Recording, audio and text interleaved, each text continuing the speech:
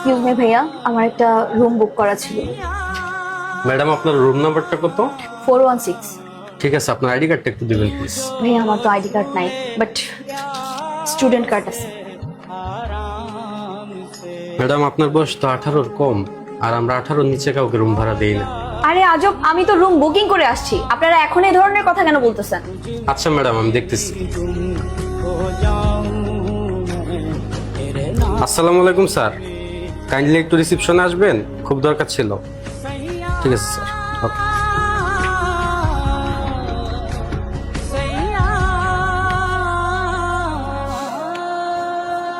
মাজারুল সাহেব, কি হয়েছে বলেন তো? স্যার, ম্যাডাম তো রুম নিতে আসছে, কিন্তু ওনার বয়স তো এখন 18 হয়নি। আরে আজব, আপনারা এভাবে পেঁচাচ্ছেন কেন? আমি তো রুম বুক করে আসছি নাকি? ম্যাডাম এক্সট্রিমলি সরি, আমাদের তো অনলাইনে বুকিং হয়, কিন্তু আফটার বুকিং যখন আপনি হোটেলে চেক ইন করবেন তখন আপনার আইডি কার্ড বা সবকিছু চেক করেই তারপর আপনি রুমে এন্ট্রি নিতে হবে। হ্যালো, কি ব্যাপার, তুমি কি এখনো রুম রেডি করতে পারো নাই? আমি রেডি হয়ে রয়েছি। এই তো আমি হোটেলেই আছি, তুমি তাড়াতাড়ি চলে আসো। কি ব্যাপার ভাই, আপনারা কি রুম দিবেন নাকি দিবেন না সেটা বলেন। আচ্ছা ম্যাডাম, কুল ডাউন, আপনি একটু বসুন, আমি ব্যাপারটা দেখতেছি।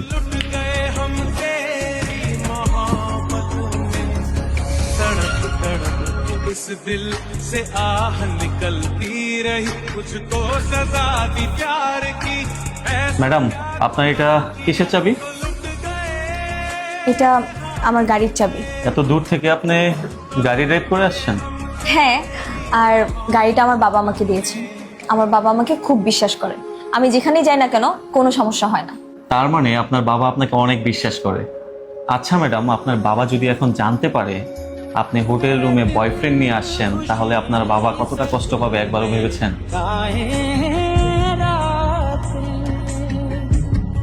না ভাইয়া, সমস্যা নাই, আমি ওকে অনেক বেশি ভালোবাসি আর ও আমাকে অনেক ভালোবাসে।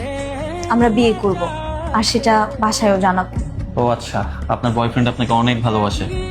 আচ্ছা ম্যাডাম, একটা কাজ করুন, আপনার বয়ফ্রেন্ডকে একটা পরীক্ষা করুন, একটা কল দিবেন এবং আমি যেটা বলতেছি সেটা বলবেন। পরীক্ষা করব?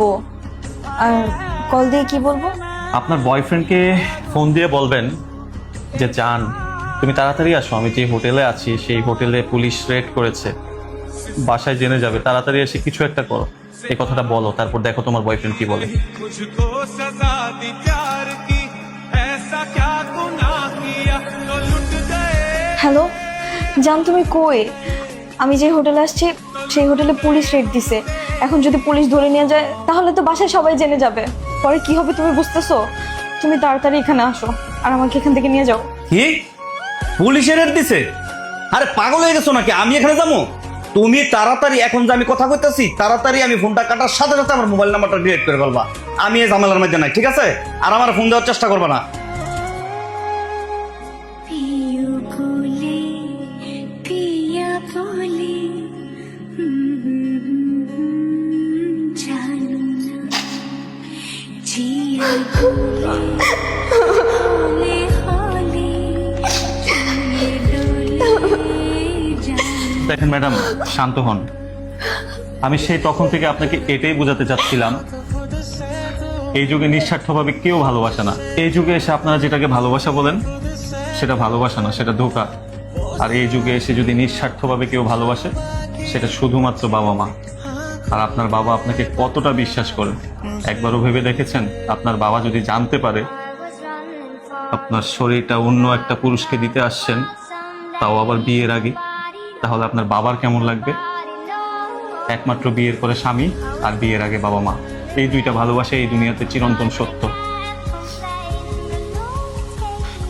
আপনি বাসায় চলে যান ম্যাডাম। থ্যাংক ইউ ভাইয়া।